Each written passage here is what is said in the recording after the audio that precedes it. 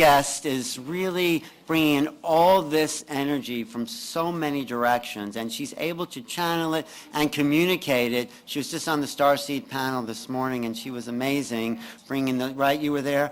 It was great, those activations. So I think we're in for a real treat tonight, and I'm really happy to introduce Altia. Let's give her a big hand.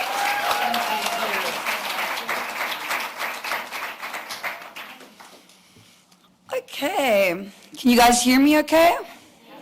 Okay, perfect. So I'm going to start. This is going to be a presentation about light language. I'm going to go into detail in a lot of different aspects of it. I will have time possibly for a Q&A at the end as well, and I will be doing some channeling and some activation. So we'll see what comes through, and we'll take it as it comes, okay?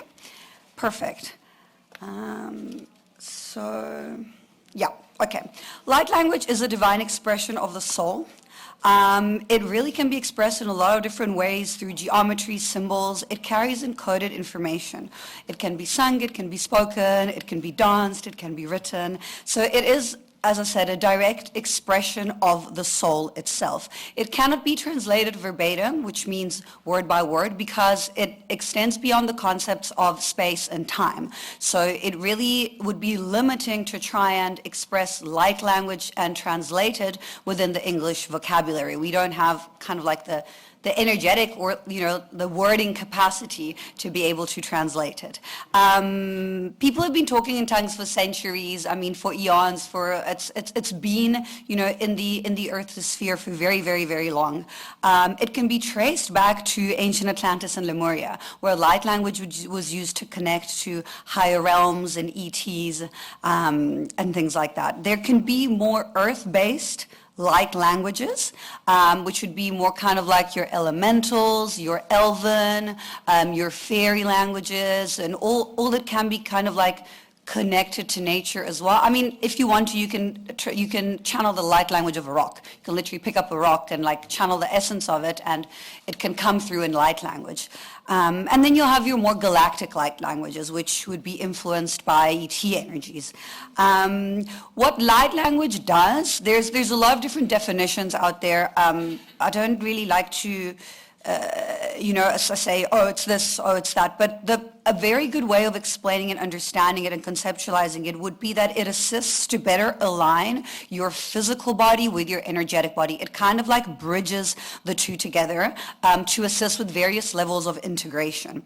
So it obviously works on the astral body as well, and it works on all the different energetic bodies, but it brings them closer, it brings them together to raise the vibrational frequency and merge with the physical as well. It recalibrates your resonance to higher spectrums of light.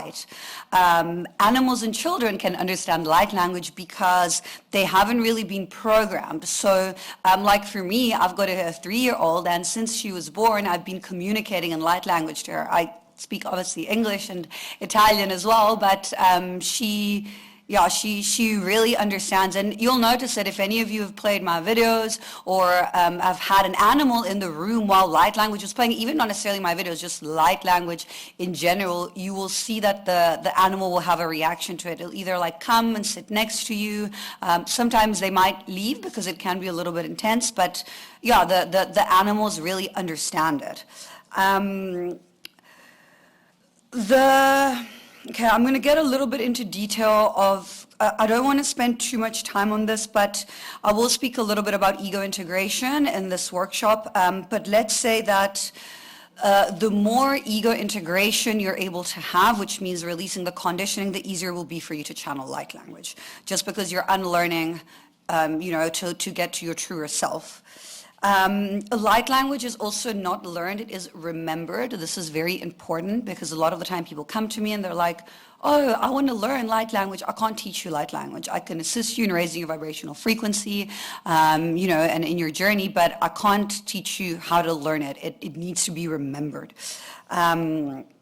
And what I can assist is obviously helping raise your baseline vibrational frequency. What do I mean by that? Your baseline vibrational frequency is the frequency that you operate from on a day-to-day basis. So not when you're like meditating and doing your yoga, and not when you're like angry or upset or triggered. What you're doing, like when your groceries, you're picking up your kids from school, that would be your baseline vibrational frequency, which you operate from on a day-to-day basis.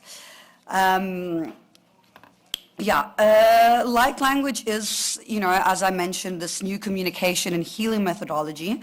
It is channeled directly from source, and it is an essence of creation itself. It's a heart-based expression. It also assists in connecting others to source consciousness. What happens sometimes is people tend to forget, like, sometimes what happens is you can channel directly from here, bypassing the heart. When that happens, there can be some level of distortion. So my advice is, if you are a channeler or you're starting to channel light language, or you already channel light language, really always check with the heart center. I'm going to show you a few images now and a few symbols. Okay, these are just the Reiki symbols. I just want to briefly touch on this just because I have a classical Reiki training basis. So for me, when I started working with symbology and symbolisms, I started with the Reiki symbols. The same way the Reiki symbols are used so to like put protection, call in and connect, you can make your own light language symbols and you can infuse them with the intention of whatever it is. You want to connect to your grandfather, to the other side of the world, you can do that through a symbol. So very similarly how the Reiki symbols are used. Okay, so these are just a few codes this was a client code that I channeled, I think it was like November. This is an A2, it's a hand-drawn piece. And she wanted help in expansion, but also at the same time in grounding. So the way these codes work, so this is a client code that was channeled specifically for her. Because they work beyond the concepts of space and time, what happens is the code will grow with her. So if after a year she has, the code framed in her wall and is looking at it, and after a year, she doesn't need the grounding anymore. Now she needs release from the sacral trauma of a previous lifetime. That's what the code is going to help her with. They kind of like mutate and expand with you. It's almost like, if you want to imagine like a portal, but a portal to which his vibrational frequency is attuned over a certain level. Portal in itself can, bring in a bit of everything. So this would be a portal that is attuned to a specific frequency to the person, but also at the same time, because it operates on a multidimensional level, if you walked into the house and looked at the code, you will still benefit from it, even if it was attuned to that specific person, but it will be obviously a different effect that it would have on you compared to them. Okay, this is a throat activation. You can see it's working with the number 4, expression, freedom. It's got kind of like the blue colors. I do tend to find that based on the colors, it obviously corresponds to the chakras, but not all the time. This is a Digity channel code. This was a code in Collective Assistance in 2022. This one is a portal. This one is a refuel station. This is very funny. So my hand-drawn codes work a lot with Atlantean energy because I had quite a lot of lifetimes there. But the main one that I had from which I channel codes from, it's quite interesting. I was basically working in this room with like crystals and things like that, and I had 2 very distinct time portals. I want to say wormholes, but kind of like wormholes. And what I would do is I would move planets and ships and sometimes even galaxies from one to the other. So I worked in that way. It's very interesting. It's not anything that I've seen anywhere else. And this was a refuel station. Like, this is where ships kind of like went into the portal and then moved to different parts of the galaxy, and possibly even different universes. And this came through in 2021. This is Syrian technology. You can literally see there's a Syrian being in there. Like, you can see kind of like its face and stuff around his head and sort of like his arms like that. This is a reset of the system and a healing. This is a stream of consciousness. So the stream of consciousness codes are really, really beautiful and amazing. This is, as you can see, really packed with information. And again, like what you get from it and how it works on your system depends on the individual. So some people will feel it in some way, other people will feel it in a different way. But the stream of consciousness is very, very, very information packed. And sometimes what happens is you'll look at it and you won't necessarily feel something on a physical level, but it'll still be integrating within your system. You're still going to be absorbing it because it bypasses the conscious mind. So maybe sometimes you're sitting and you're listening to light language and you're like, no, but this isn't doing anything for me. Maybe in that moment you're not ready to integrate it. Maybe you only integrate it and receive it when you're going to sleep or the next day, because again, the codes are intelligent and they will go where they need to at the time that is best for your system to integrate them. This one is a quantum leap technology. This is also a coding collective assistance that I channeled back in 2022. Yeah, you can see this one kind of like has a little bit more structure. It's a bit more structured. Again, we've got a portal and we've got the symmetry in it. This is quite a cool one that I thought I would show you guys. This one is a little bit different. This has got to do with the mother wound healing, also collective assistance 2022. You can see kind of like the flower, and then you can see the colors, of like these pinks and like this feminine. This would be connected to the sacral chakra. But again, it really, really depends. Like someone might integrate it and it might assist them with balancing the masculine and the feminine. It's got some blue, it's got some red and some pink in it. But I thought this was quite a beautiful one to show. These are Mantis codes that came through. So a lot of my digital codes are connected to Mantis beings. I work very closely with two different versions of myself. One's a 9th dimensional Pleiadian being version of myself, and one's a 12th dimensional Mantis being, which was the first one that actually started sending me through digital codes. This one works with assisting in polarity and integration.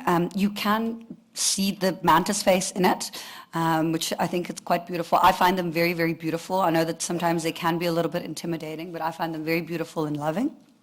So this is another example. This was channeled back in 2021. Thank you.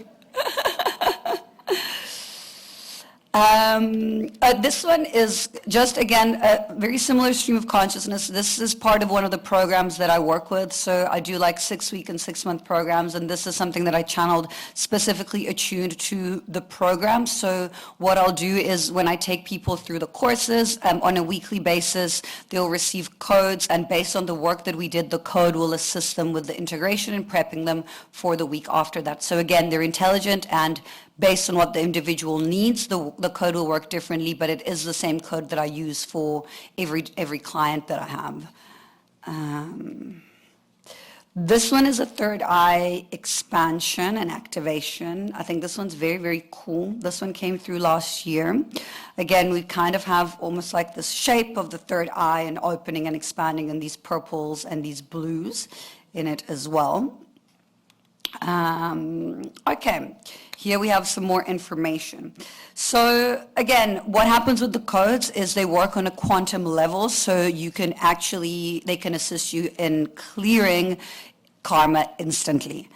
Which means, what does that mean? It means that you don't have to necessarily go through extensive karmic work in the experience in a third dimensional density and reality, but you can heal it from the quantum level.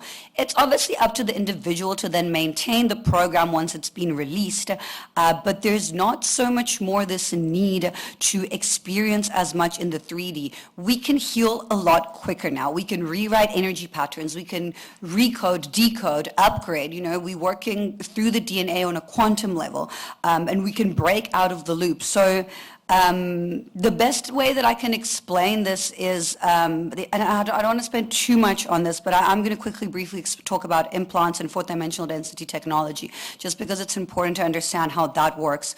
So if you think of something as simple, but also as vast and complex as addiction to whatever, it can be to anything. I'm going to give the example of cigarettes because it's a big one. I know I used to smoke cigarettes many years ago.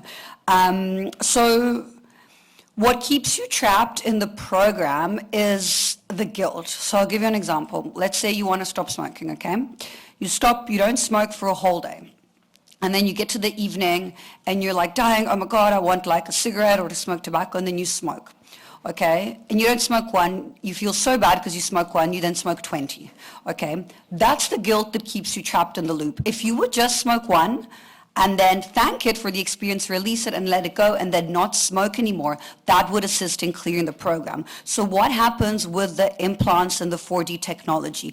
They perpetuate the guilt mechanism, okay? Once you're able to see that, whether it's yourself or the energy healer that you're going to, the operator, you just take it off. Like, that's literally how easy it is. It's the way I see them, it's almost like these like little like spidery things, and I'd say here because they usually perpetuate, like, it's almost like they send electronic frequency and impulses that they have coded and remembered from your guilt experience of the cigarette and of the smoking, and they kind of like send the signal, so they make you want to do the pattern of whatever it is that you need to release again. But when you take control of yourself, when you take control of your life, when you take control of your experience and you say no, you actually automatically release it and it dismantles. It can come back, but only if you allow it to. So this is just to explain to you guys that it's actually not that difficult. Once you understand the quantum mechanics behind it, we are at a point in the evolution of consciousness where we can heal any timeline very, very, very instantly. And this is what happened when there was a release from the hive mind. So this was back, I think it was 2021 or 2022. And I remember it was October. It might have been 2020. It was either that year. There was a year where basically in these like 2-3 days, everything was down. Facebook, Instagram, Google, there was like a day or two where everything went down. So what happened then is we actually detached from the hive mind. What is the hive mind? I'm going to, again, briefly explain this so you guys can understand how the programming works. So imagine kind of like a collective consciousness that is working for low vibrational frequency beings, that is connected into your standard person's consciousness, that is sending these impulses and these programs and these kind of like these electronic impulses. That is what they are. They perpetuate low vibrational frequency programs. Okay, so as a collective, we disconnected from that. However, the program was still kept alive because there were still people perpetuating it within their individual reality. But a lot of the people on an individual level started disconnecting from it. So there was actually an exponential rise in the vibrational frequency and in the people that were understanding, oh, this is what's happening, this is what's going on. And at the same time, what light language can also really assist with is soul fragment retrieval. So what is soul fragment retrieval? Okay, I want to say that soul fragment retrieval can be misinterpreted sometimes. I don't want anyone to think that they're not whole. We are very whole already. We don't need to kind of like integrate anything. However, when you start working on yourself and releasing these traumas and these patterns, and you start calling your soul fragments back to you, you start activating more gifts. If any of you were at my Starseed panel today, you would have known that I spoke about my mermaid lifetime. So what happened with me there is I was guided divinely to go to this location in Mozambique on the beach. And I don't really get told what I need to do until I get there. I just get told, go there, and I get guided to go to specific places. And I got there, and then when I was there, I relived this whole mermaid massacre. There were like maybe 500, 600, 700 mermaids that were killed on that beach. And I went there and I did energy work to clear the beach and to release these souls and to release, my lifetime in it as well. And when I did that, I reintegrated part of this soul fragment, and with that, I actually activated singing in light language, which I didn't have before. So when you start doing this work, and I mean, it doesn't have to be as dramatic as going on a beach and clearing 500 souls. Like it can literally just be like you not responding to a trigger.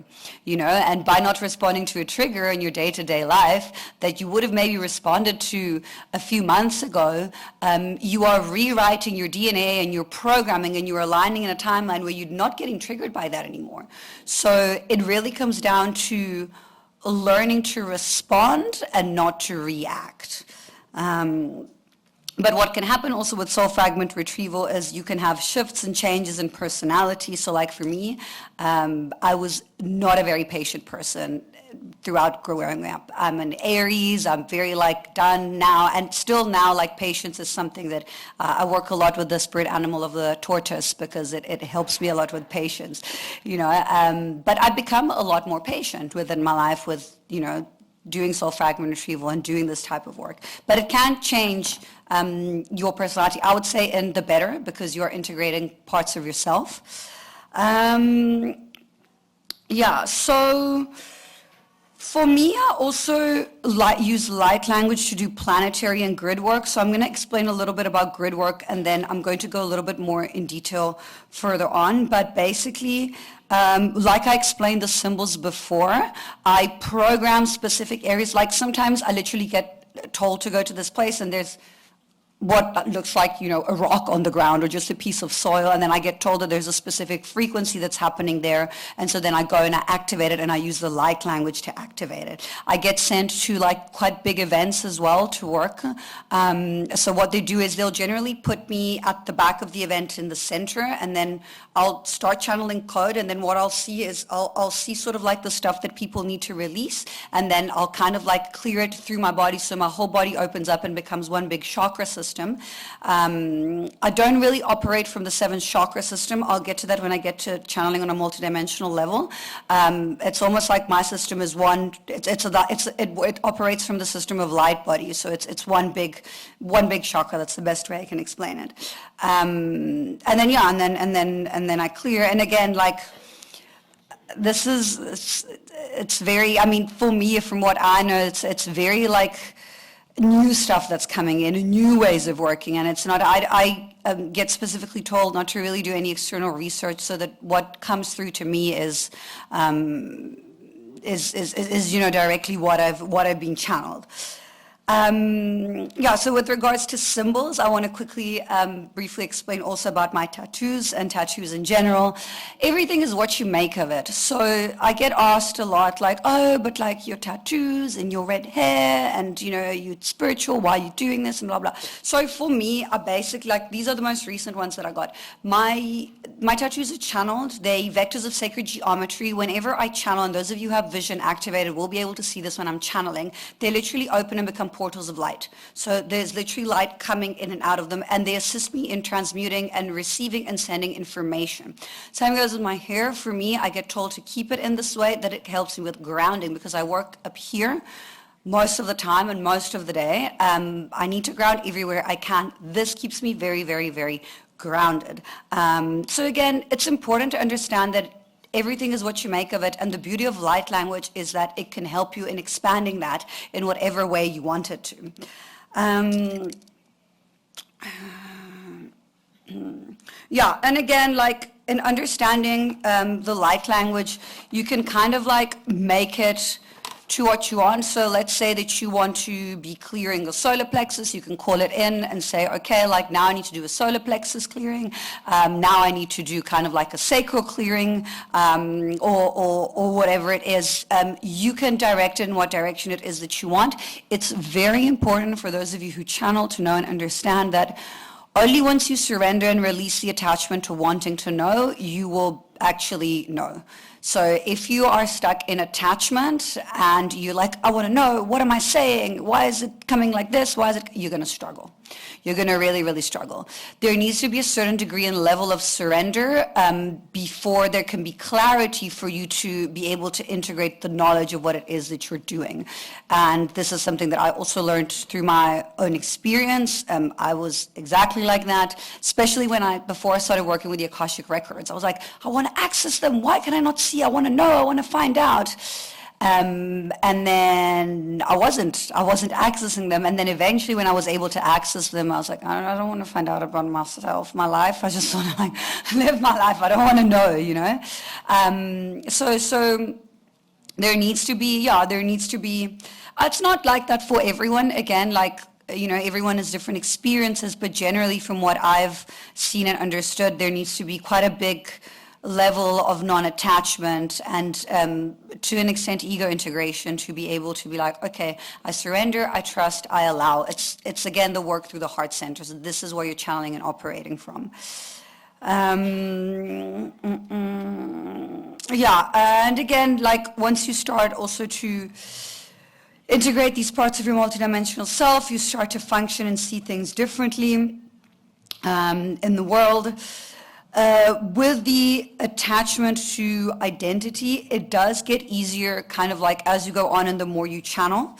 And it's also really important to understand that it only exists in relation to others. So this is a beautiful example that I actually recently heard someone say. So someone, let's say, okay, someone wants to, they want to buy a Ferrari because that makes them feel better and it's a cool car and whatever it is, okay? They only want to buy that Ferrari because no one has it, because not a lot of people have a Ferrari. Whenever someone turns 18, the government gives them a Ferrari, I promise you that person is not going to want to buy the Ferrari anymore. So it's only in relation to what it is that you have and don't have. So I think that's a very important thing to reflect on when you're doing this kind of work and ego integration and releasing and letting go. The ego is necessary, but because it keeps you anchored in third-dimensional density and reality, but it's only a problem when it creates a blockage for you that's affecting you from living your life. So again, another very simple example, you don't want to go to the beach because you don't want people to see you in a bikini because you're shy. That's your ego blocking you from having like a beautiful experience in going to the beach. Yeah, so again, this is quite a nice way of seeing it. Human beings, the human is what's conditioned. The being is just what it is. It's just the being. So what we want to try and connect with is being to being rather than human to human. But when we want to achieve the integration, we need to, kind of have balance between the two. Yeah, okay. So here I'm going to go a little bit deeper into channeling, and in channeling, operating from a multidimensional level of channeling. So again, this is something that I channeled recently. So the easiest way to channel is to access from zero-point neutrality. And what is zero-point neutrality? It's basically that space where you are everything and nothing. It's, you meditate, and then you get to a point of stillness, okay? That's ideally what you want to be operating from on a day-to-day basis. Why? Because only if you are present within the moment, within your zero-point neutrality, you can then be in a space where you can see the timelines and make the choices that are for your highest alignment. And again, then you're operating from a space where you don't really have attachment, so you're not into polarity. So it's easier to raise your baseline vibrational frequency when you're operating from zero-point neutrality. And I'm going to expand a little bit more in this a little bit further on, but the zero-point neutrality would be your quantum space as well.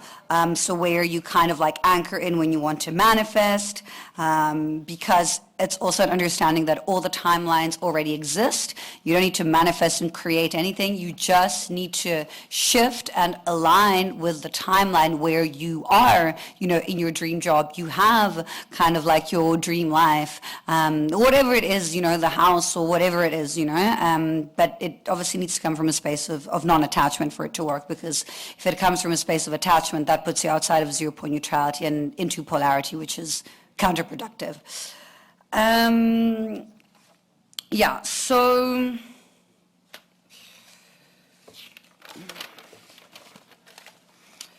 okay, so I'm going to quickly explain a little bit about how channels on a multidimensional level work. And this is for anyone who channels, who wants to channel, who is already channeling.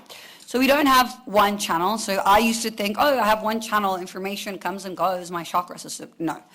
Okay. We have actually a lot of channels inside channels. So your channel is also multidimensional. So for me, this was sent to me a few months ago, and guys, like, I tried to draw it, but I was just like I drew something, I'm like, I can't put that on like a PowerPoint presentation. It was just It was just like, and it's just to explain that sometimes I get sent these visual concepts, and part of my job and my journey here is to translate this into words, and make you guys understand. So I'm going to try and explain it as best as I can. So it's almost like when I channel for the collective, I'm opening one type of channel. Then when I'm channeling for the individual, it'll be a channel within the channel, but at the same time, the collective channel will be open. When I'm channeling for myself and doing work on my individual system, my collective channel isn't channeling, it's another channel in itself as well. So it's almost like the way that I was shown it, it was like a big channel and then channels within it and within it and within it.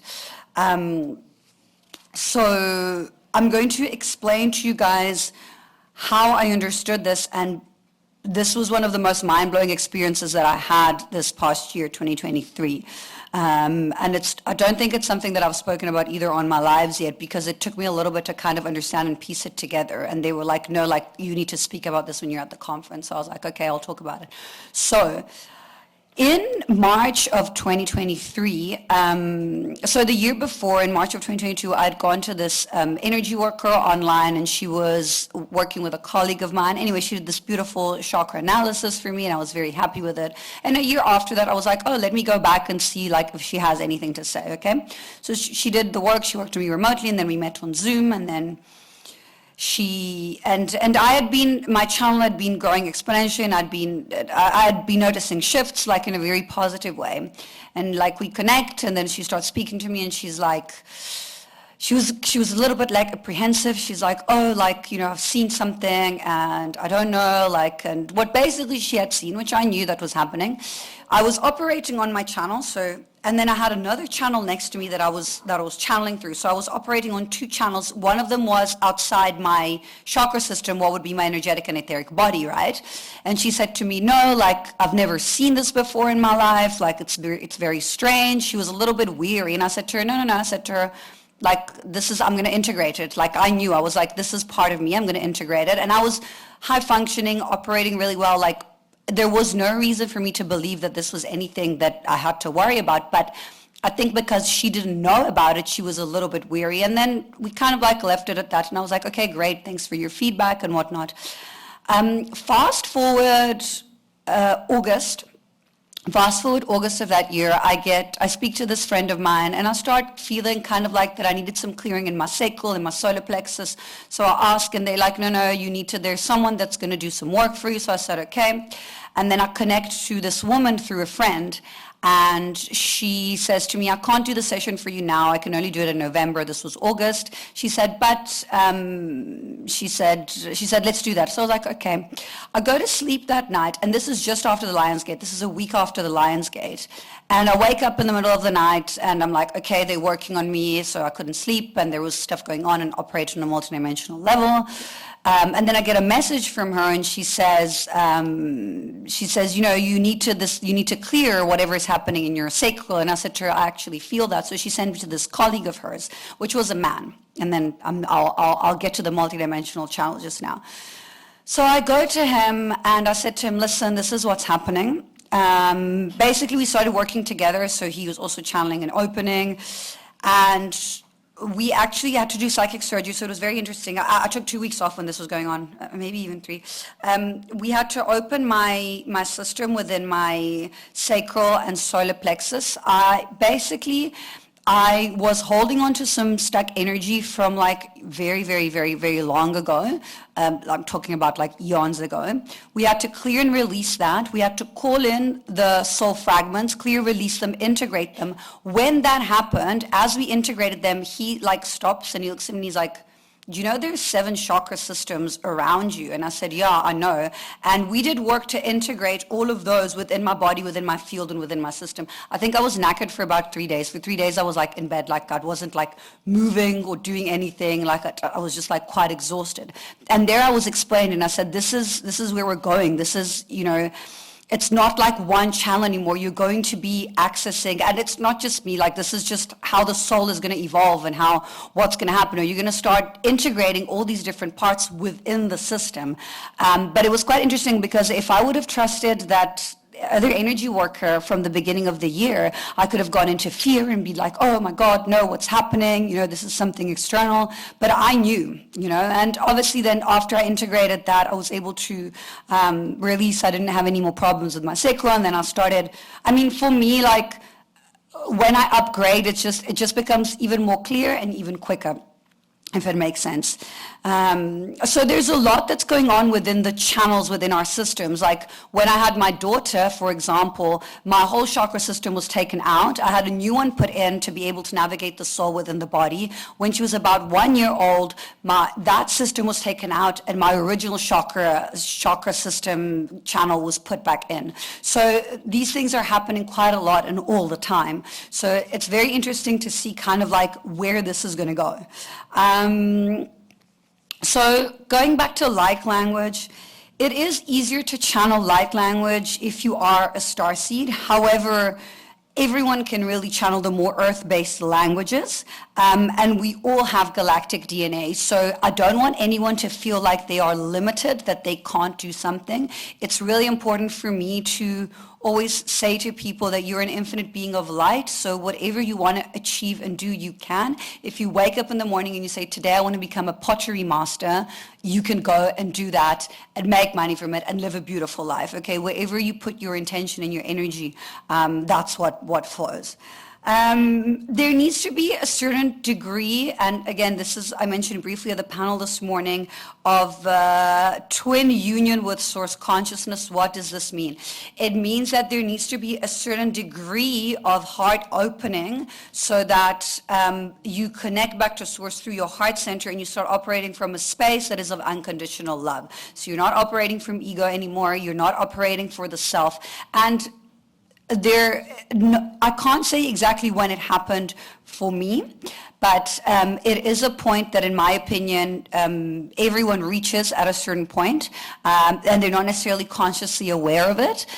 So for me, like I've been feeling for many, many years, you know, the mission and the help and the assistance, and I need to help and whatnot, but I wasn't necessarily the whole time that I was feeling that operating from that space of unconditional love. I actually had to go through extensive trauma to be in that space, to be able to hold the compassion and the patience and have that kind of like merge into a union with source consciousness. So some of the time it happens that people channel and they bypass the heart and they channel directly from here, and that's where you can then get, you know, kind of like distortion. And I mean, it's fine, but you can get kind of like, yeah, distortion within that way if you bypass unconsciously the heart center.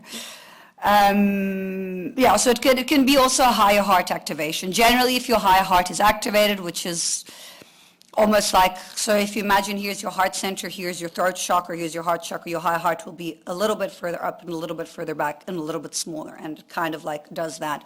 So what the chakra system does is you actually want to start operating from a light body perspective. So you want to upgrade. So once your channel is like flowing and all your chakras are open and whatnot, then you kind of like start integrating and working with more chakras until eventually you actually have access to the light body. So the chakra system is still great for understanding, for convenience, for conversation to kind of like explain certain points of the system, but we are moving into crystal body activation and light body where it's almost like one big, you know, crystalline chakra system instead of individual and separate chakras, because we are moving into union with everything. So the concept of chakra can, to an extent, be into, you know, polarity and separation.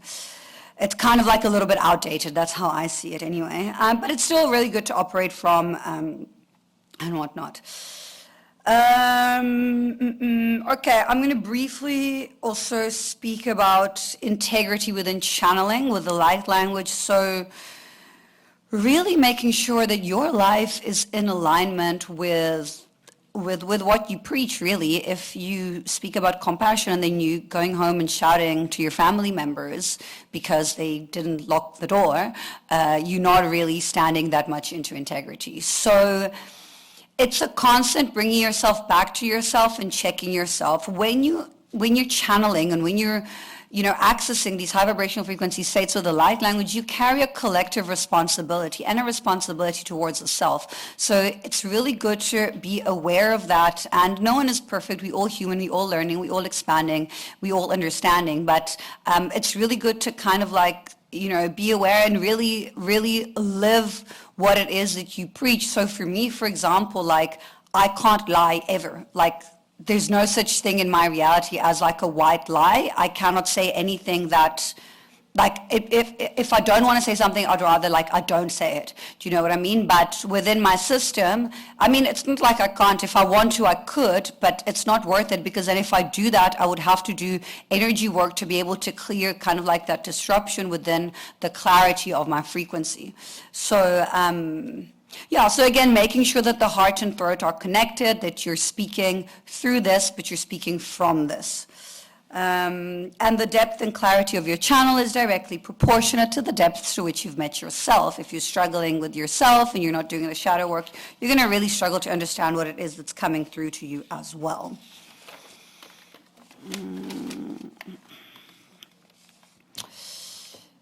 Okay, with the light language, as you work on others, you are also working in healing yourself. So to me, this is also why I can work, and I've grown exponentially and so quickly within my career in the last 2 or 3 years, because all I'm doing is channeling light language all day, every day when I'm working on clients. So as they're healing and I'm holding space for them, the same is happening with me. So if you do, if you are anchored into light language, it's like everything. The more you practice, the better you get at it. So my advice would be, even if you're just like 5 minutes every morning, speak it, express it, allow it to flow through whatever way that looks and however that works for you.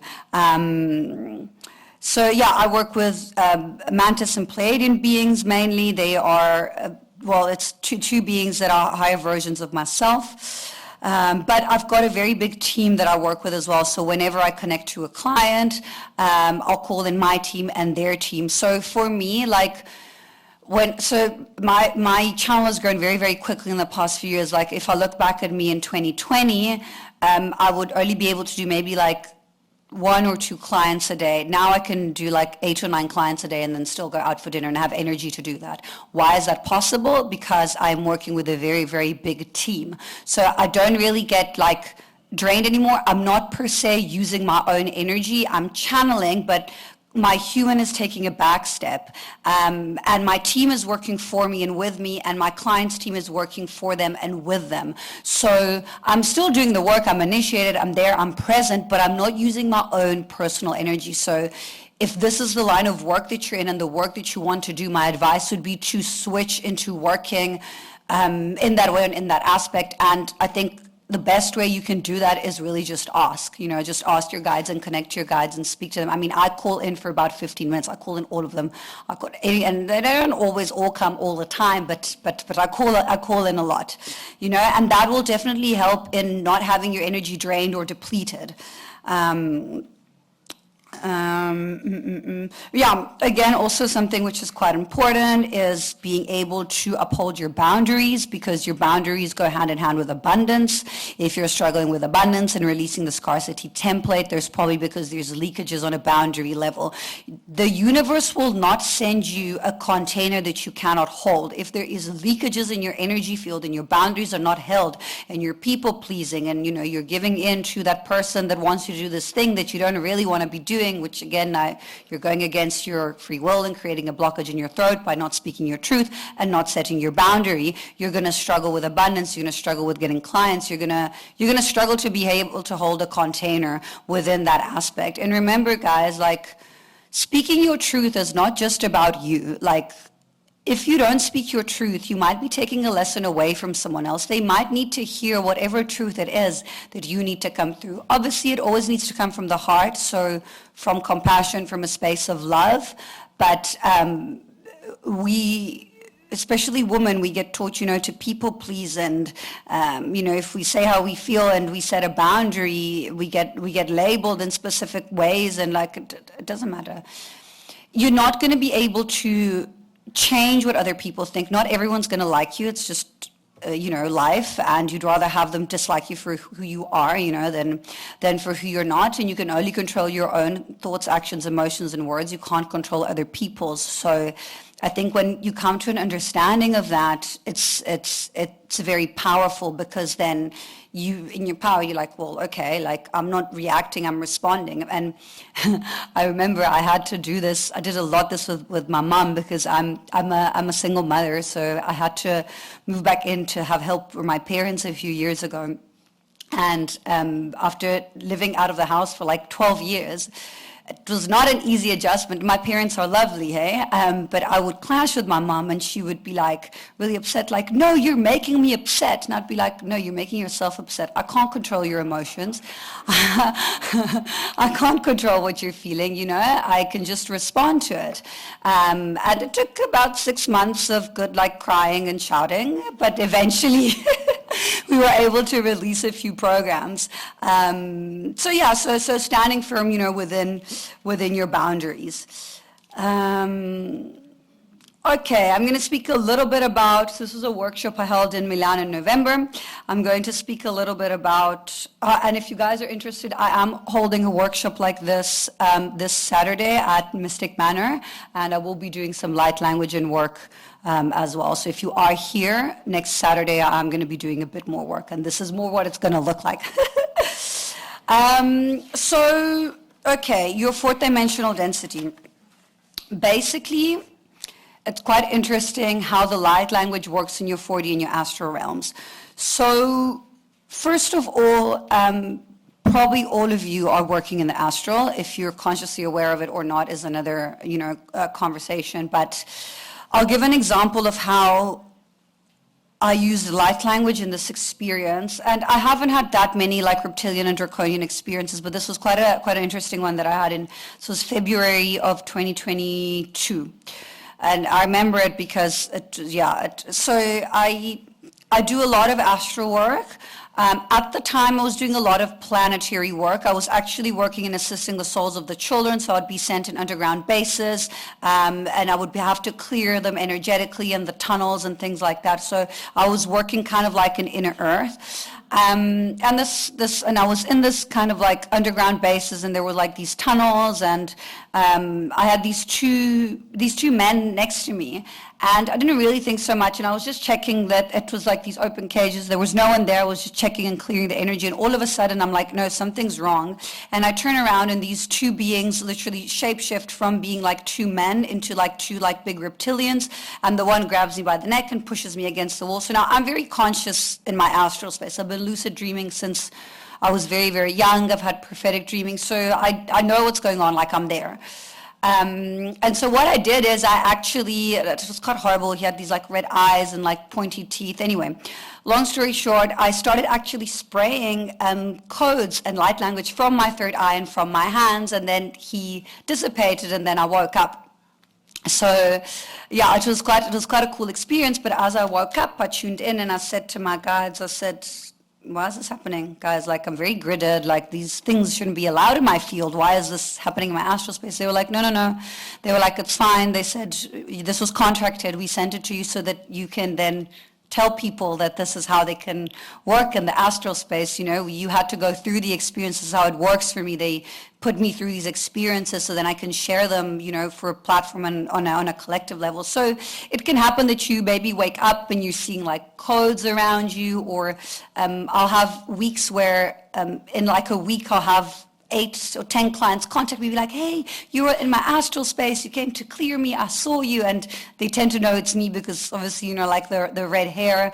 Sometimes it's even like random people on Instagram, they're like, oh, you were in my dream, you were clearing, you were healing me. So the codes work really, really well within the dream space, within the astral realm as well. So again, you can also set the intention before going to sleep if you want codes to come through, if you want to call in codes, if you want to call in beings. I find this is what I've noticed when people start opening up to their channel and their psychic vision and intuition. So you operating from your 3D, and you know your codes would generally sit in your higher 4D and 5D and up. You need to pass through the lower tiers of 4D before you kind of like access the higher ones in your 5D. So you might have like a week or two or even like a month or two where all of a sudden you're now like hearing voices or seeing shadows, or people are contacting you who've passed on. And that's necessarily that's generally a phase that people go through before they start accessing these higher realms. So if that happens, don't worry, it doesn't necessarily have to be permanent. It's not like that for everyone, but that's something that I noticed. And then I asked and I said, why is this? And they were like, no, it's because it's literally like, it's a frequency thing. So when you're accessing kind of like that in-between frequency, and a lot of people stop there, and some of them stay there forever. People who do mediumship and speak to people who've passed on, that's where they operate from. They operate within your fourth dimensional density of channeling. For me, because I channel light language, I generally work higher up. I did do mediumship for a little bit. I can, like if people ask me, I can. It's more of an effort for me to lower my frequency to do that than actually doing the work that I do. But sometimes, people they do come through. But that's another way that you can kind of like connect as well. So that's kind of like as linearly as I can explain it. You know what I mean? If it can be linear. Okay, I'm going to briefly, how am I on time? Okay, I'm still doing okay. I'm going to briefly just explain a little bit of different types of light language. Again, it cannot be translated verbatim. The codes can hang in your field for a while and be integrated when it's easier for them. It's very versatile and expansive technology, and you can have more one type of imprinting than others. The difference between light language and speaking in tongues is that speaking in tongues is more earth-based because it's almost like it's been around for longer. And again, I mentioned this on the panel today. The light language has been growing exponentially in the past few years because of the vibrational frequency of the planet growing exponentially. So more of these galactic light languages are being accessed, more people are activating the dormant DNA, and being able to access, these higher tiers. So your earth-based languages would be tuning into animals, tuning into crystals and channeling the essence of the crystal, connecting, to anything really more like earth and elemental related. Remember, you're a radio antenna. It's kind of like you're an antenna. You can pick up whatever frequency you want if you choose to. Your angelic light languages would kind of like be more your higher tones, your singing, and almost like, kind of like that higher, more high-pitched sort of like frequency. They would work more on emotional release and releasing complex emotions, like grief. Grief is a very complex emotion because it's made up of different emotions. It's anger, it's sadness, it's guilt, it's shame, So your angelic light language would kind of like work more on that, maybe around solar plexus area, and it will also assist you in remembering your divinity, codes maybe of nostalgia and things like that. Technology, which is a lot of what I channel when I'm clicking and doing like all my trills and clicks and things like that, would be my technology, so which can be like mantis, sectarian, it can be blue avians. I find that the technology generally assists with codes of knowledge, so information, basically like pure knowledge of the self, galactic knowledge, universal knowledge, whatever knowledge transmission is needed. And also it works in activating memory codes as well. So remembering your divinity and who you are, but also remembering your gifts, remembering your lifetimes and whatnot. Your elementals would be grounding. So from the root.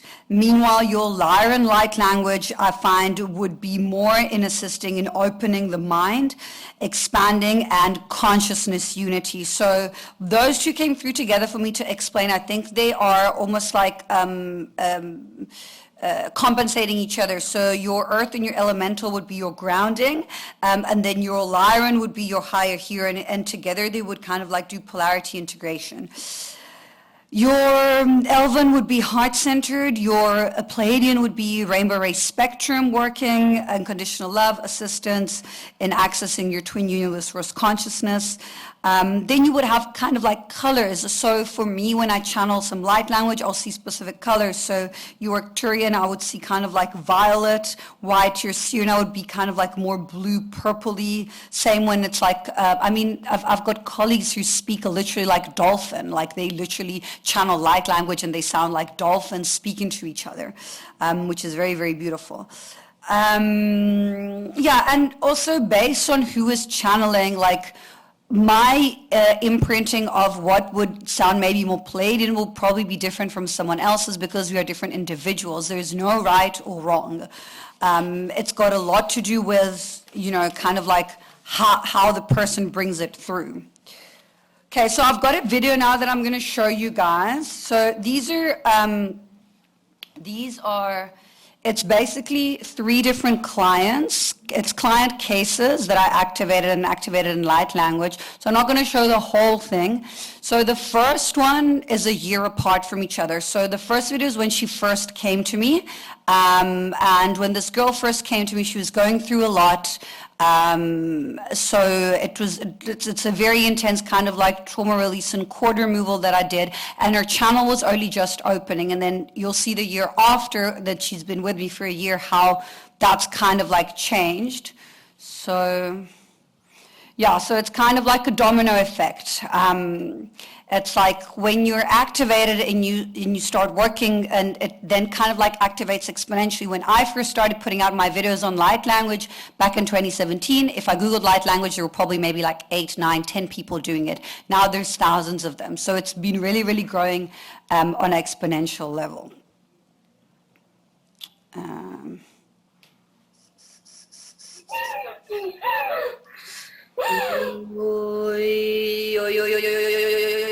Yeah, so you can see her channel, sorry. So you can see her channel is opening. You can see she's moving and she's activated, but she's shaking a lot. So she's clearing and releasing a lot of trauma. She had a lot of attachments, this girl. So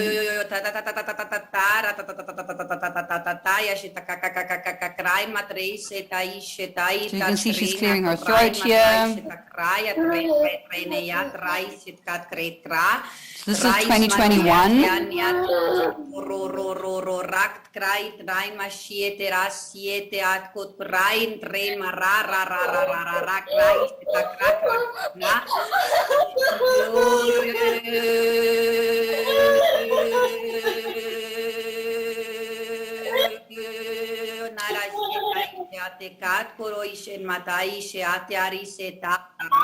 Okay, I'm going to go a little bit forward.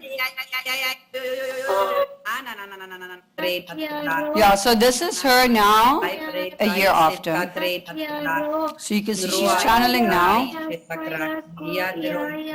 Now she's talking. The language is actually coming through. It can make a bit more sense. She's still clearing a lot, but now she's clearing her own system. She's more aware of what she's doing. She's kind of like, she knows a little bit more what's going on.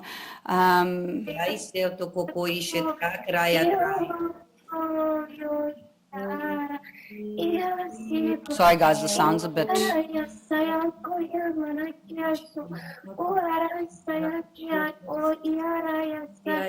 So you can see in a year what a difference that... Yeah,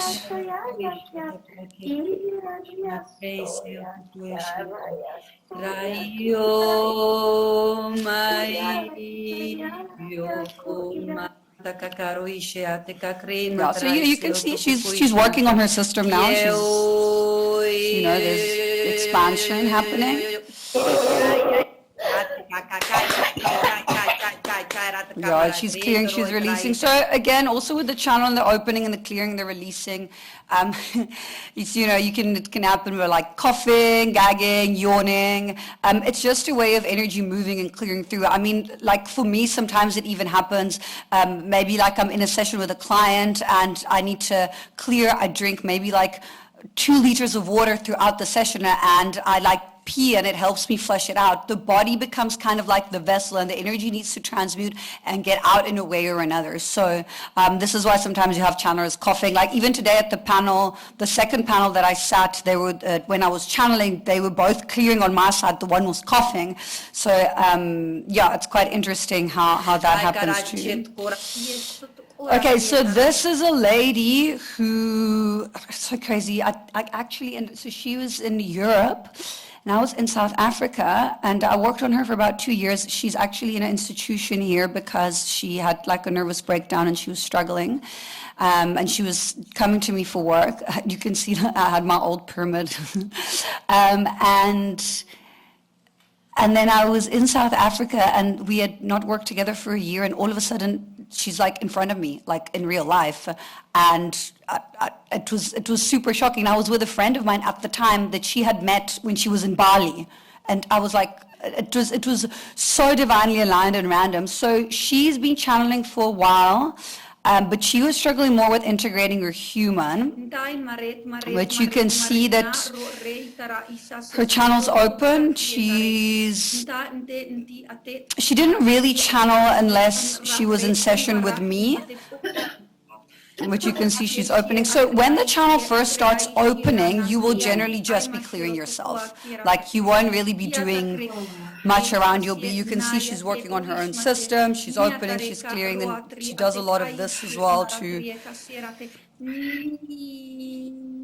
Yeah, I'm probably pulling stuff out of her there. Yeah, see she's pushing things out.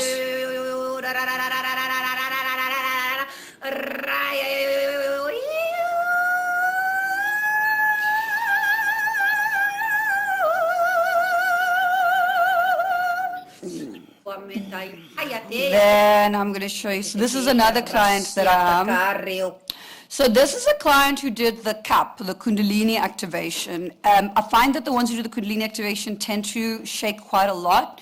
Not all of them. He's also very, very open. He wasn't channeling yet. He's channeling now, though. And he had quite a lot of trauma to release. So you can see that he shakes quite a bit and clears and releases. He came to me for in-person activation as well. After he came for the in-person, he then started channeling light language.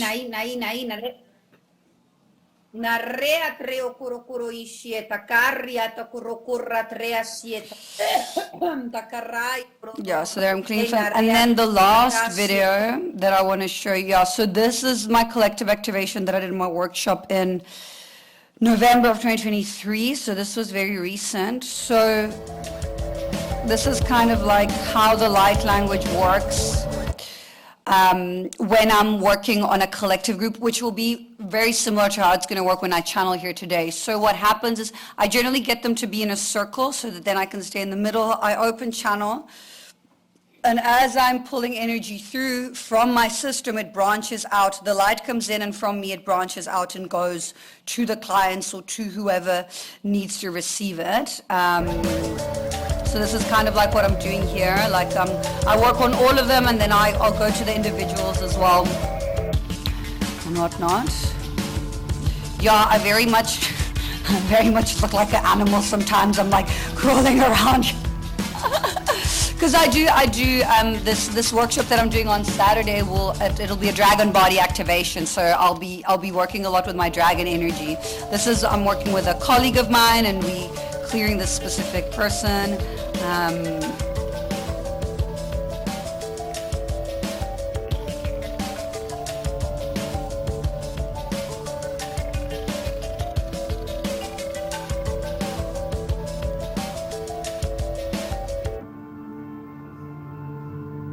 I guess this could be considered psychic surgery, what you would say is.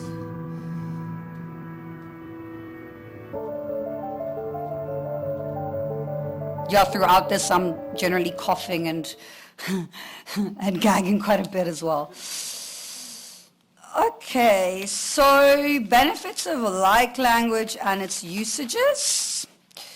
Deep energetic system clearing, assistance in, releasing and letting go, clearing attachments, removing old templates, programs, cutting cords, releasing past traumas, stagnant energy, promoting inner harmony, balance within the chakra system, enhancing your intuition, so activating vision, psychic vision and psychic intuition, activating your clairs, developing your clairs, expanding your own channel, expanding your own consciousness, connecting to your spiritual selves, connection to ETs and angelics. And then you'll have your physical healing as well, your, speeding up your physical healing, even something as like Reiki, like now they have it in hospitals. They use it on people to assist them when they're healing and going through maybe injuries or things like that. Like for me, whenever I have well, I haven't had it in a while, but if it happens that I have some sort of injury, I'll just Reiki myself, or I'll like literally speak light language to, like, it's quite funny, this one day I had pain in my wrist and I just started speaking light language to my wrist so that I assisted with the tendon. So it can aid in, physical, emotional, and spiritual healing process, faster recovery, and overall well-being. And also, guys, it can assist in ascension symptoms. So if you're struggling with ascension symptoms of any type, like if you can channel, set the intention and assist with clearing.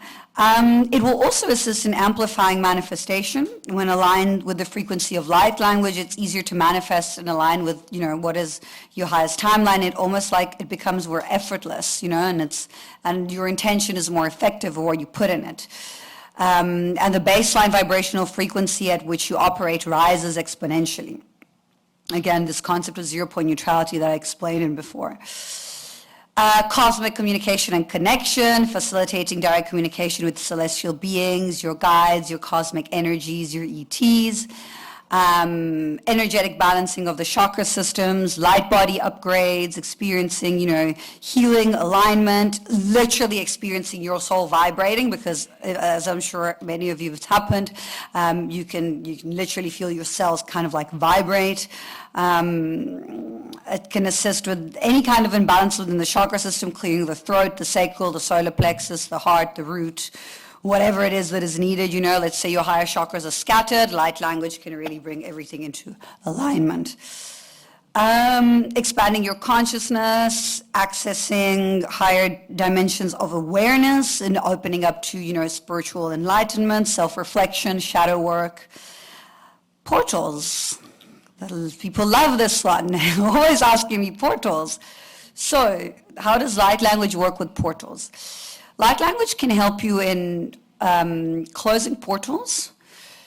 It can help you in balancing the energy within portals. The same you can do with symbols.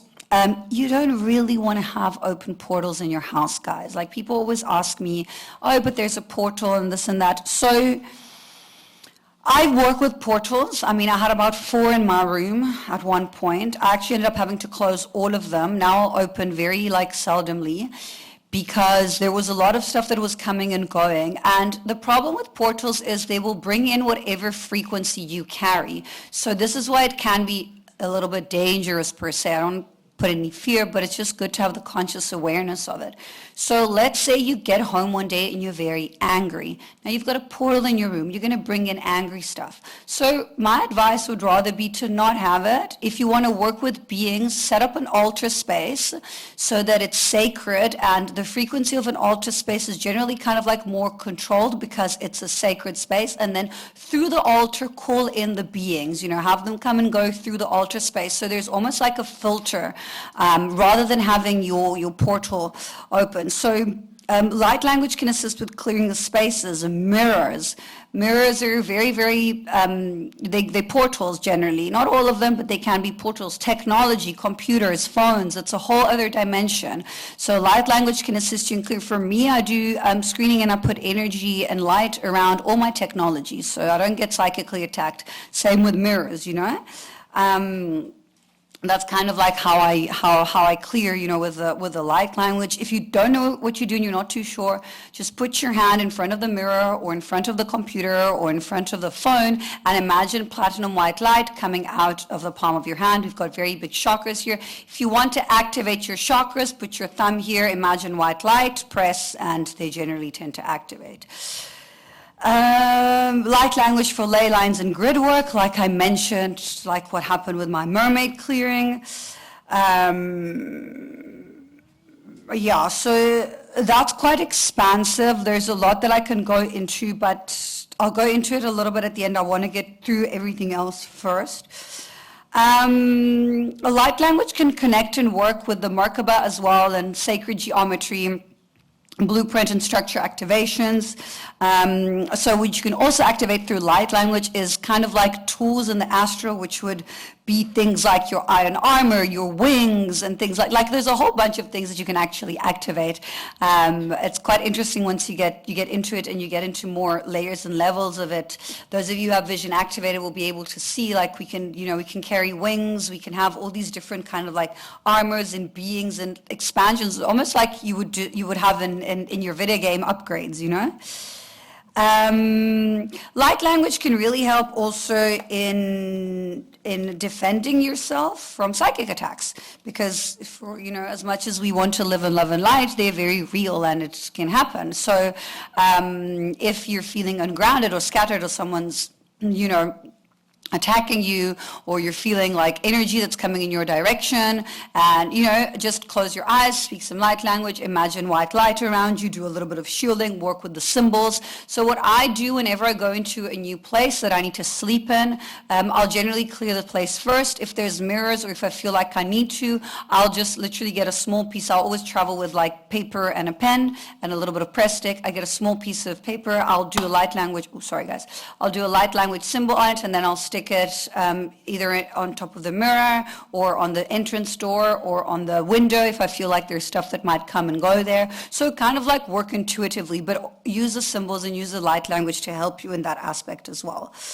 Light language can help with implant removal, etheric surgery, like I mentioned earlier, literally like, you know, physically taking them off. Soul retrieval, fragment integration, timeline clearing, Akashic rewiring.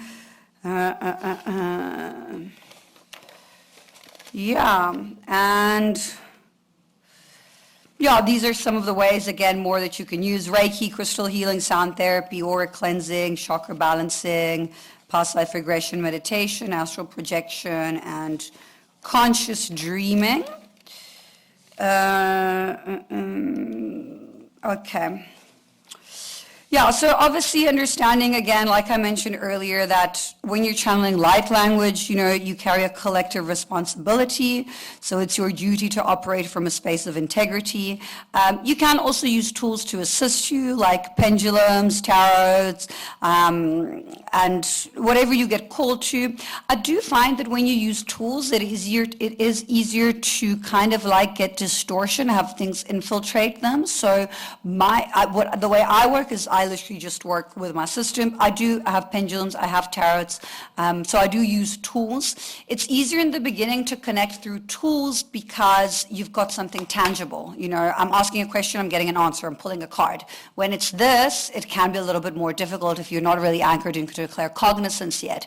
But at the same time, when you're using tools, there's a high probability of it to be tampered with. So it might not necessarily be as exact or as precise, but as long as you're doing your gridding and, you know, and you're doing it from a space of integrity, then it's fine. But just be mindful and aware that if there's an in-between, there's more possibility of distortion. If it's just you and your channel, then, you know, it's easier to kind of like have it from a space of purity and intention. And then also like with the light language, it's not like, you know, sometimes people like automatically start, but sometimes you need to call it in. So let's say you want to start channeling and you feel like you have light language coming through, but you're not sure. Start toning chakra sounds. Do the lam, ram, vam, nam, sham, om. Or kind of like just, I mean, when my channel first opened, it sounded like blah, blah, blah, blah, blah, blah, blah. It was like that for about a week. You know, you see all these energy workers online and you see this you know, perfectly channeled language, but it's not always like this, and it hasn't been always like this. People just don't film themselves when they're going through the process and the in-between phase. So there's no right or wrong, and there's no way that it sounds better or worse, but if you want to call it in, you can even start your own movements and you know, and call it in. I'll quickly, briefly touch a little bit on the importance of structure and discipline. Having a little bit of a routine always helps when you're channeling, so calling in your guides, your higher self, maybe doing, you know, calling in the angels, whatever you feel comfortable in doing, but having a little bit of structure, I find that always helps. So I'll show, there's a few more images that I want to show here.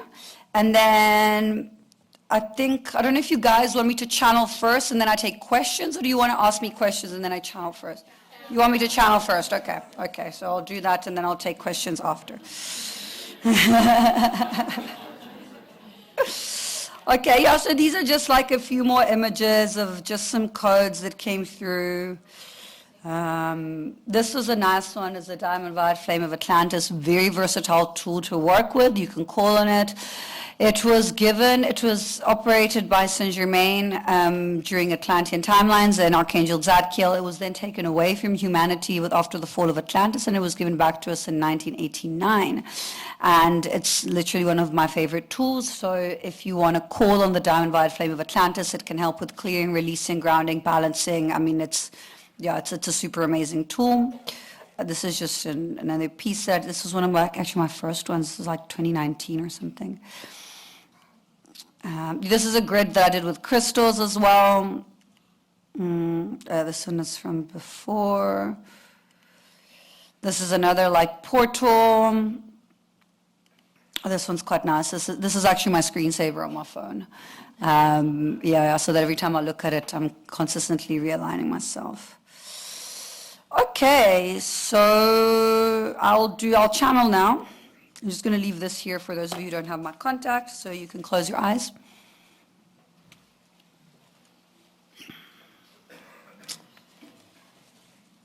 And start anchoring into your bodies and energy fields. With every inhale, you breathe in light. And with every exhale, you let go of all that doesn't serve you anymore. As you relax your body, relax your system, relax your energy field, you stay in a space of openness, in a space of oneness.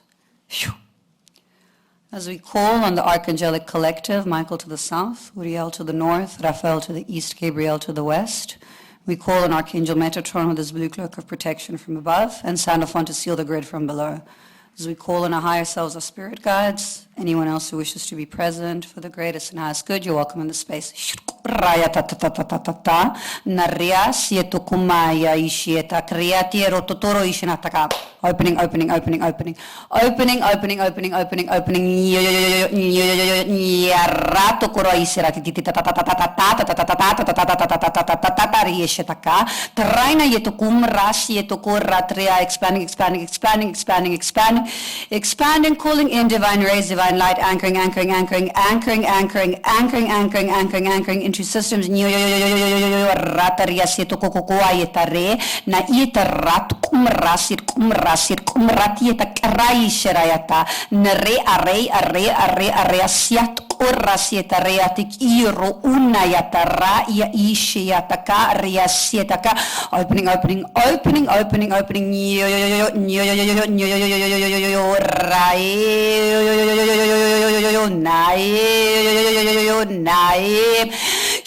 Rayate anasietaka, Ariatic arrow yishra letting go, letting go, letting go, letting go, letting go, clearing, releasing, releasing, releasing, releasing, opening, releasing, opening, releasing, opening, opening, opening, opening, opening, expanding, expanding, expanding, expanding, expanding, expanding, more light anchoring into the system. Miyokukuro ishirayataka, rai areasira isato, kaka, kaka, kaka, kara, yashirayataka, reatera ishira isatata. It is time, it is time, it is time to open and to expand, to activate, activating, activating, activating, activating Norman DNA, opening structures, activating, attuning, attuning, attuning, attuning, attuning, attuning, attuning, attuning, attuning into higher resonance of light, anchoring, anchoring, transmitting, transmitting more light, attuning, attuning, attuning, attuning, rewiring, rewiring, activating, activating, activating, activating neural pathways, expanding, expanding, expanding, expanding, expanding more light. Grounding,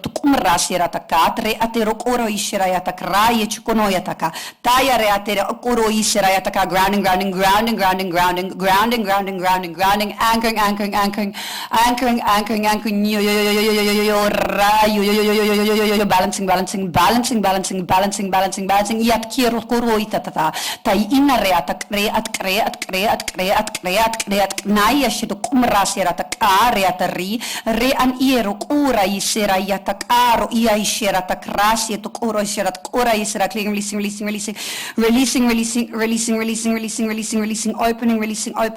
opening, letting go. You guys are welcome to open channel if you are activated in light language as well. Ntakuro ishenayataka riatare ayesherayataka ndriana reatre releasing, opening, expanding, attuning, crown, opening, activating, divine rays, calling in, rainbow rays, aurora rays, anchoring, more light, na isetaka, ndraya treokmare, haya, shih, natakara yisarayataka, natakara yisarahyatakara yisaratakhi harayataka, Tare hasiet kumarahe sahietaka ndare haishin hada hara isa iat kahara isya it karhaina hiet kar ukuma ehahisie hi heishet ka hian ishet ka hian ishet karat ara ietaka ahano kuma saietak ara iseratakra in rei atuku ia isietak remembering who you are yachienataka nhara yesera ahano kuma isera you are held, you are protected, you are supported yeshiro kokoro isenataka ate ishiratikaro itakara in loving embrace ayahatkuma ishinataka inatekuma ishinatakara haseati tiahea ishianata ano oro ishia nhara yetek o raya te asienataka in arre te ua isiata niena tuku nare ataria tria o shieko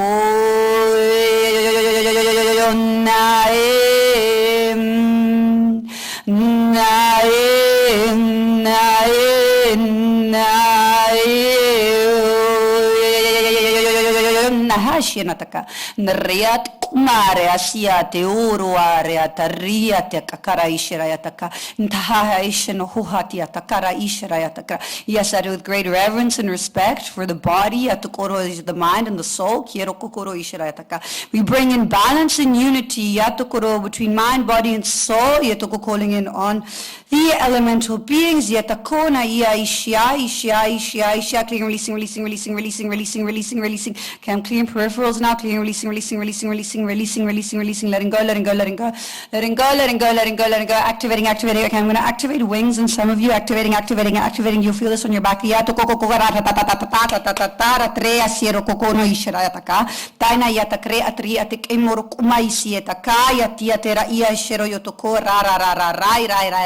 Raya niatek aroatia isheta kakakarea siet kokoro itiata karatsira terea ishinataka traina reatikiek umrasi tarita tere ura ishirayataka urrate nraihate oro ia sienataka ntahare aya ishira ia seare tukukuru ishira karaya shira takaraya na ina na aina aya rea sira tukukuru ishira yataka ratukura ishira taka triana kia takua aya ishira Arroa tieta sania takiera takia reia reasia teraisa reatia takarroa kietaka ndriana reati kiero kumara isieta kuara isieta re Raia tu kamara ya chiata sahiate raya sayate ya isayate nai hierato kumraisha takaraia terara shui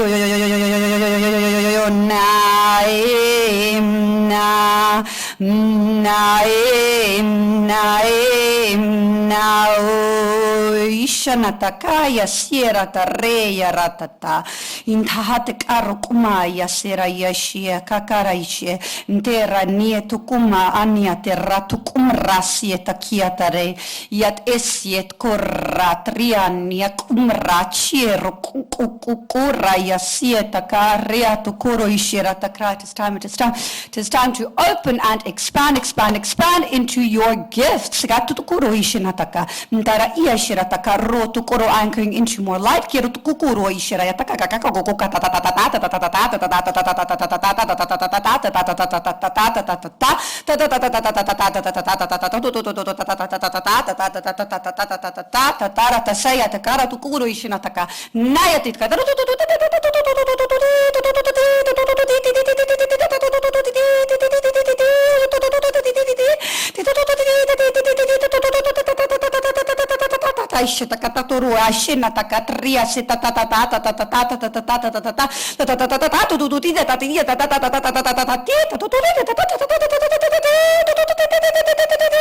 Naishataka, Triok Umrashi Tia Tia Tia Tia Tia Tia Tia Tia Tia Tia Tikura Ishetaka.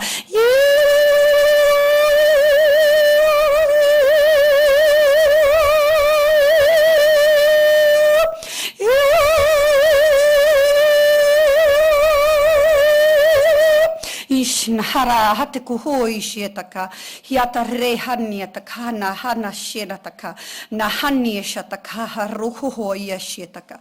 Shu, ishu hania, hana haishin, hana ishietaha, hana ishietaka, hu, shu, shukuru ane anaishina yataka, ha hishishi, hasai, sais. Shaisa horokona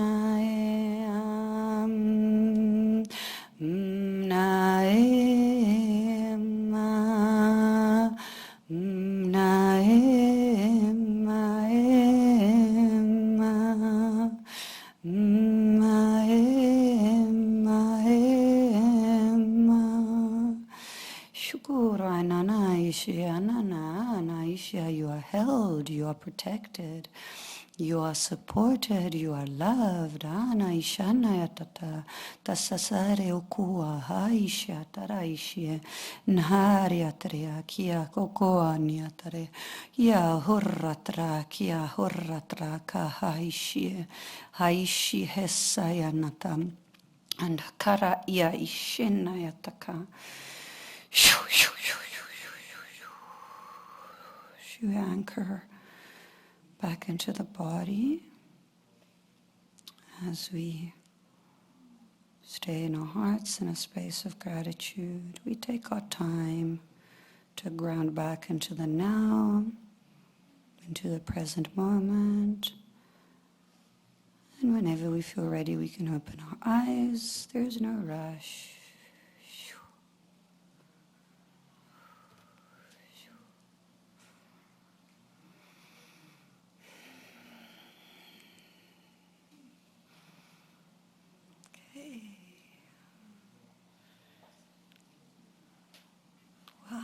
Welcome back. Thank you. Wow. Thank you. Thank you. Okay, very activated room. Yeah. Okay, so any questions?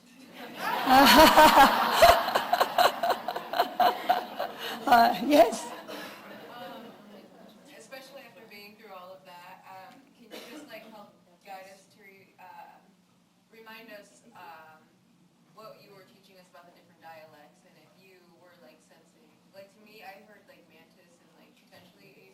Like, was there like beings in the beginning versus like? Yeah, so, okay. So if you imagine everyone here, okay, plus me, so what happens is when I open channel, it's almost like they all start, they're like, I want to come in, I want to come in, I want to come in, I want to do this, I want to do that, I want to do that. So with me, what I try to do is I try to encompass and I put them in a line and I'm like, okay, now you come in and okay, this, now then that comes in and then that. So it was a very beautiful mixture. There was a lot of ancient Egyptian codes that came through that I felt quite a lot of. Definitely some mantis, definitely some Pleiadian, definitely Lyran energy, Elven, heart-based. So yeah, there was definitely a mixture of a lot of different there was the mixture that is here is also what came through, yeah. Pleasure. Yes? Sorry? Yeah, so back is generally carrying weight of responsibility for others. So there might be something that you're carrying that isn't necessarily yours to carry. So what happens with these types of clearings, you might feel stuff now. You might even feel like in the next day or two a recalibration. You might feel like you need to eat more, sleep more. You might feel like you don't want to be around people. You might feel like you want to be alone. You might get triggered more easily. A few days to kind of like recalibrate, up to 3 weeks for full integration. If you were at my panels today as well, you got triple activations, so take it easy and drink lots of water. Yes? Pleasure. How much does your diet and drinking alcohol, for example, matters in your present and has happened in your past? Very good question. Thank you for asking that. Anything that you put in your body that can poison it will affect the clarity of your channel. So I'll give you an okay, well, I don't drink, I don't smoke, I really drink coffee ever, except for like really like exceptions. But something like alcohol, I'll give you an example. If you like drinking limoncello that was made from the lemon in your tree by your grandmother, that was made with love, that's fine. If you're drinking anything industrial or processed or anything like that, it's poison. So what it does is it's going to almost like cause like fogginess in your channel, and it's going to be harder for you. You have to clear that before you get the clarity within your channel. It's the same with every type of attachment. I mean, it can be the same for sugars. Do you know what I mean? If you're eating too many sugars and you have an attachment, this is why fasting is a great thing. You know, I mean, you don't have to fast for like, you know, weeks or whatever, just like a day or two, just to full clarity. But the physical is very important. Like with me, what started happening a few years ago, it was very interesting because I've always been quite like tiny, but I used to have really like small, like tiny shoulders, like a tiny waist, you know, and they were like, babes, if you want to be able to carry, you know, like a strong channel, you need to actually start putting on muscle mass. So they literally said to me, like, go do weights, go do like weight training so that you can be able to withstand a channel when we're sending it through, because I need to be physically quite strong to withstand what they send through to me. So it's really important to take care of the physical, definitely. Like it's one of the things that I teach the most of, to if you want to, you know, raise your frequency and you are in this line of work and you want to, you know, have a more integrated channel, the physical is very important. Yes, you in front. Yeah.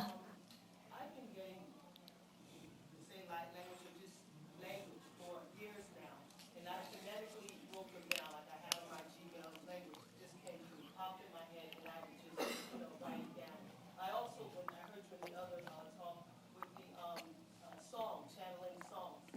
So I've done one or two of those. So where do I go with this next? Because I mean, at this point, I'm definitely curious. And I know about school tongues and all of that, whole religious things, but I know this is different. Well, where do you want to go? What is it? Where is it coming from? Why does it just pop in? You want answers. No, I'm asking, like you want to know more. So ask. Have you like sat and asked? No, not fully. Yeah. So I think generally we try to kind of like make it complex, but in the end it can be quite as easy as asking. And obviously, like, the more you trust yourself, the more you trust your channel, the more there will be clarity. If there is still attachment, like I explained earlier, it can sometimes be a little bit difficult if the mind kind of like clouds the judgment. So when there is full surrender, there's going to be more clarity. But it's difficult to say because every individual is different, everyone's journey is different. But my advice would be to work through the heart center, and like everything with practice, you'll get better at it and you'll get more clarity. Yes? At some point, I was looking into light language, not until a few months ago I found out, and then I thought, well, I'm going to just do it. And I sort of put a recorder on, and I started just blurting things out, and all these things, which is very kind of easy. And so I started thinking slowly on a bit more shape, and then it got more repetitive sounds, more intonation, and then at the end, when you started singing, that's what I started doing. I started all of a sudden chatting. And it was still, when you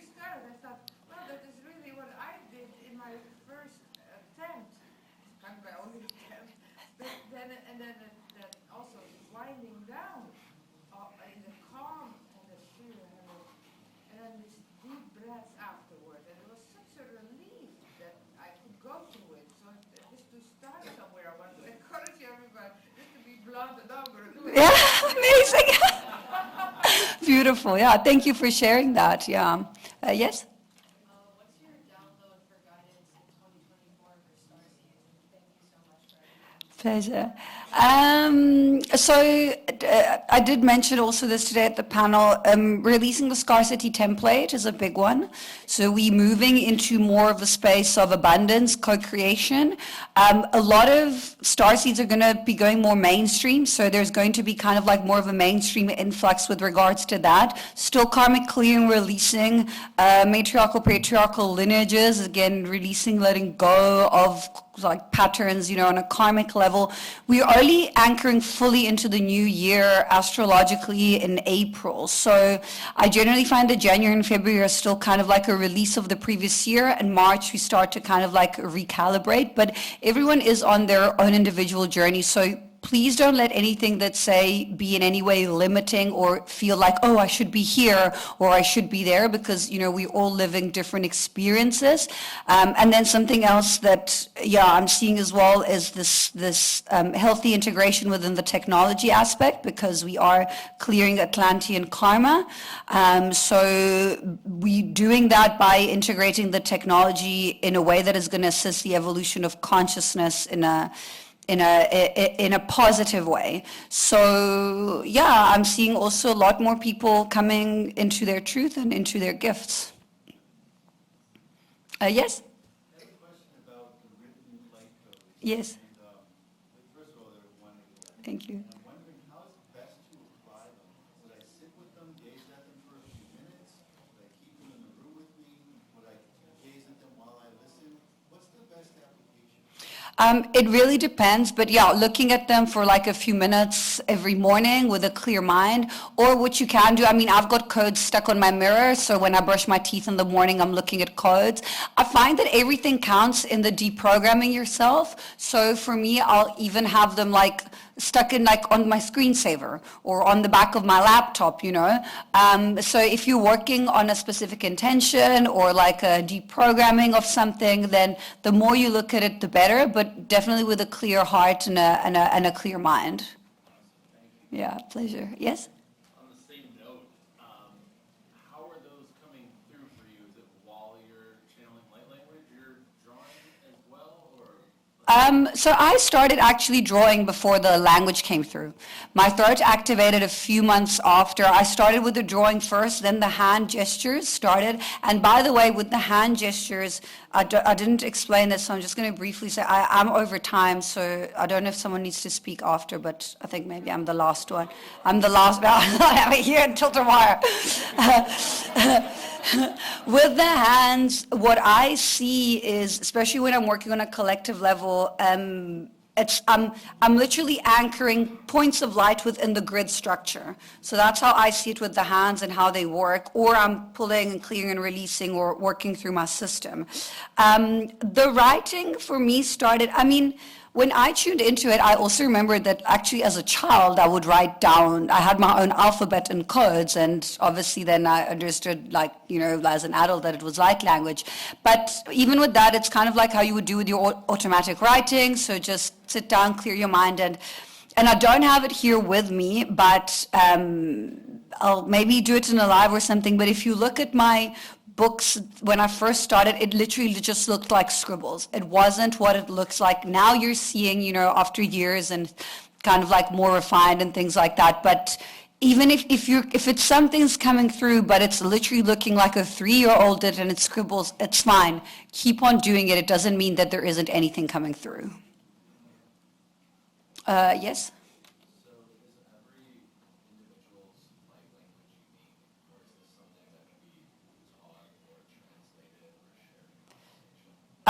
Everyone's is unique, but it can be also connected through a conversation. So I had this really interesting thing happen to me back in, this was like 2021.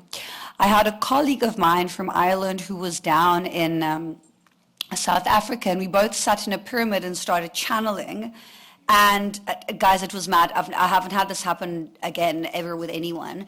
But, well, kind of, but not as much as, and we started channeling the same code. We were speaking the same language and we were moving, like mirroring each other in the movements. It was crazy. So it can definitely be like, because we both synced into the same channel at the same time.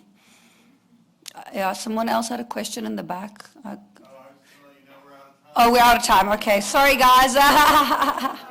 But you're welcome to come and ask me questions now as I get off. Thank you, everyone. Thank you so much. Thank you.